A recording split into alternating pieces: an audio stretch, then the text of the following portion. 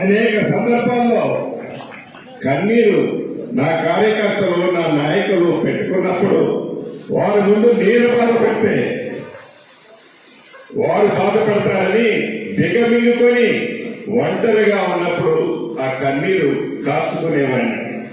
ఆ కష్టం ఒట్టిగా పోలే. ఇది మీకు ఎందుకు చెప్తున్నానంటే ప్రతి కష్టం వెనక సుఖం ఉంటది, ప్రతి సుఖం వెనక కష్టం ఉంటది. పుడతా ఎవడు లక్షాధికారి కాడు, పుడతా పదవులతో ఏ ఒక్కడు పుట్టడు. మనం నడిచే నడక, మన ప్రవర్తన, మన మంచితనం ఎప్పటికీ మనకి శ్రీరామ లక్ష్యలాగా ఉంటాయి. దాన్ని మీరు అందరూ మనసులో పెట్టుకొని కష్టం వచ్చినప్పుడు దిగమిగుకుందాం, సుఖం వచ్చినప్పుడు ఈ రోజు నేను రాష్ట్రంలో ఒక ప్రధానమైన మంత్రిలో చాలా ఉన్నతమైన స్థానంలో ఉన్నా. ఇంతమందిలో ఈ రోజు అందుకి ఎమోషనల్ అయ్యానంటే ఆ రోజైతే దానికి అర్థం లేదు. ఈ రోజైతే ఆ ఎమోషనల్ కి అర్థమేంటో మీరు అందరూ గ్రహిస్తారని ఇక్కడ అయ్యా.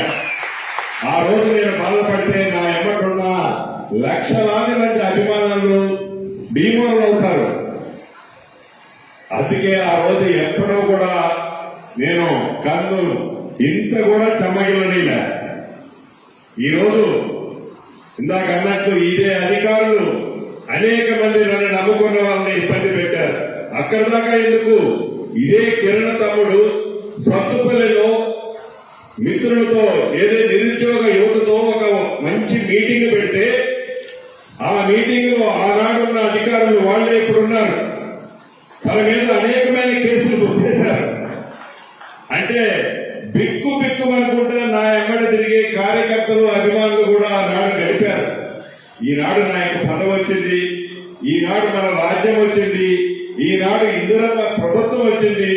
ఇందిరమ్మ ప్రభుత్వంలో స్వేచ్ఛమైన గాలి పీల్చుకుంటున్నాం. స్వేచ్ఛగా మనందరం అరాచకత్వం ఉండదు, మనసులను నొప్పించేది ఉండదు.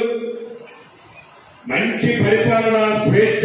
ప్రతి ఒక్క వ్యక్తి స్వచ్ఛందంగా మంత్రిని గాని, ముఖ్యమంత్రి గారిని గాని, అధికారులు గాని చౌకగా పోయి వారి కష్టాలు చెప్పుకునే అవకాశం ఈనాడు ఉంది.